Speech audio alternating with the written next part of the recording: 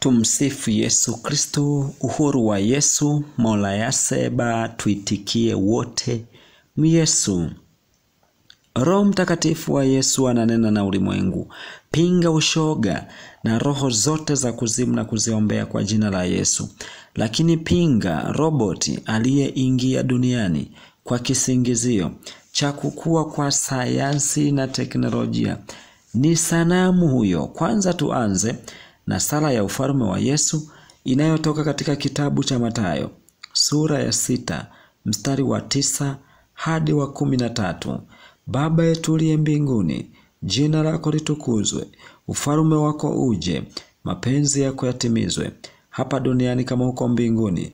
Utupe leo riziki yetu, utusamehe deni zetu kama sisi nasi tuwasamehe wadeni wetu, na usitutie majaribuni, lakini utuokoe na yule mwovu, kwa kuwa ufalme ni wako na nguvu na utukufu hata milele. Amina. Kama kujiunga na chaneli hii ya ufalme wa Yesu ni leo, ni vyema sana kufuatilia vipindi vya nyuma, utabarikiwa sana.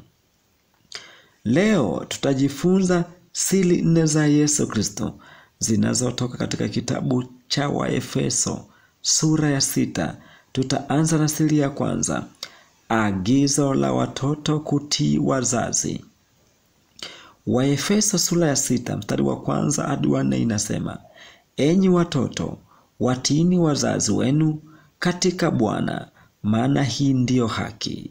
Waheshimu baba yako na mama yako. Amri hii ndiyo amri ya kwanza yenye ahadi, upate heri, ukae siku nyingi katika dunia. Nanyi akina baba, msiwachokoze watoto wenu, bali waleeni katika adabu na maonyo ya Bwana. Nini fundisho hapa? Utii wa watoto kwa wazazi wote, yani baba na mama. Mzazi ni yule aliyekuzaa, pia hata mlezi, bila kujali undugu. Ukiwatii wazazi, kuna ahadi, na ahadi ni deni. Amri hii ya kuwaheshimu na kuwatii wazazi wetu ni amri ya kwanza yenye ahadi, na ahadi ni deni. Hivyo hivyo, wazazi wanapaswa kuwapenda watoto wao ili wasikate tamaa.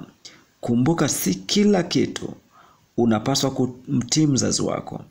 Mfano, uchawi upaswi kumtii mzazi wako, wizi hupati kumtii mzazi wako, na kadhalika. Mtii mzazi wako katika mambo yote yaliyo mema tu mbele za Mungu. Siri ya pili, agizo la utii kwa mabwana.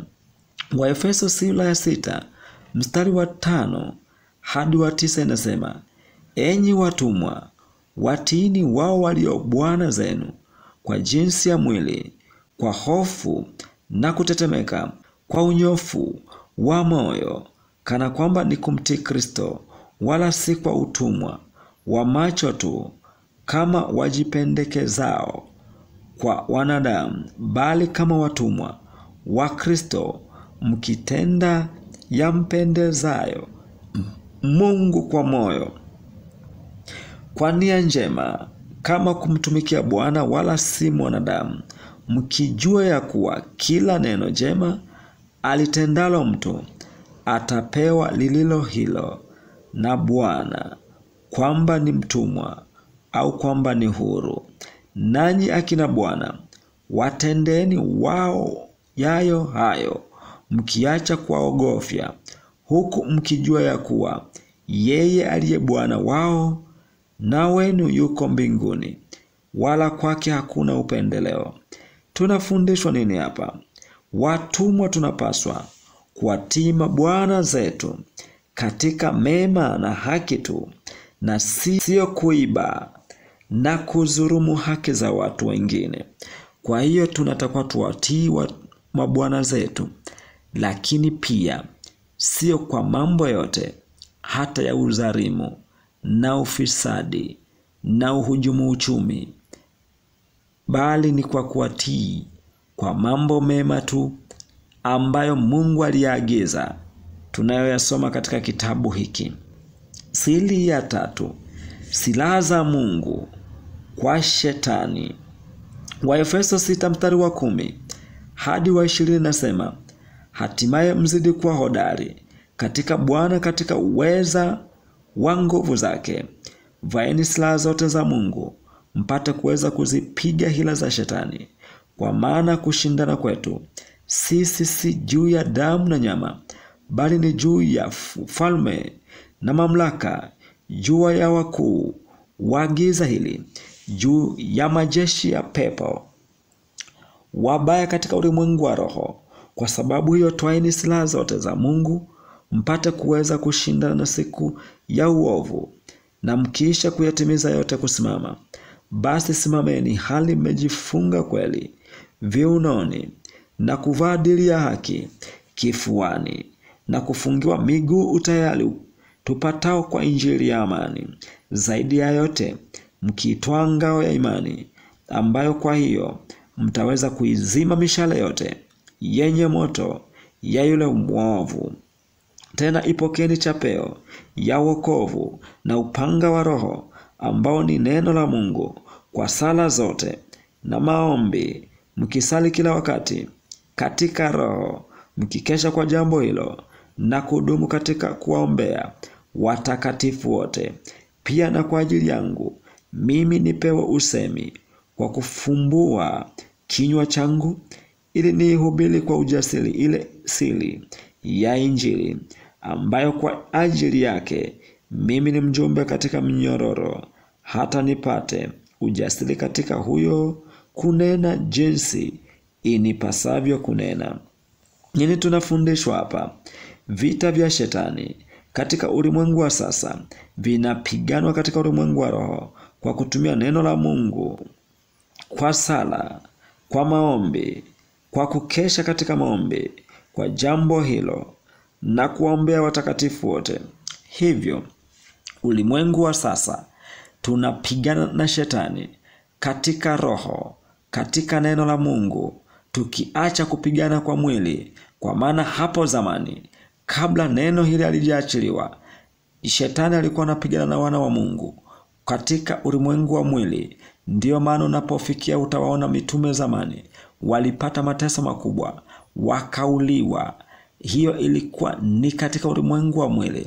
Katika sasa tunapigana na ibilisi shetani katika ulimwengu wa roho, na tunamwangamiza kabisa kabisa.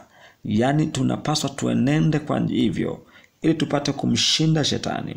Na silaha ya kwanza, tuvae dili ya imani vifuani mwetu, haki, neno, kweli, na upanga wa neno unatumika kama unaokata kote kote. Hizo ndizo silaha za kumshinda shetani. Siri ya 4, mambo ya kibinafsi na baraka.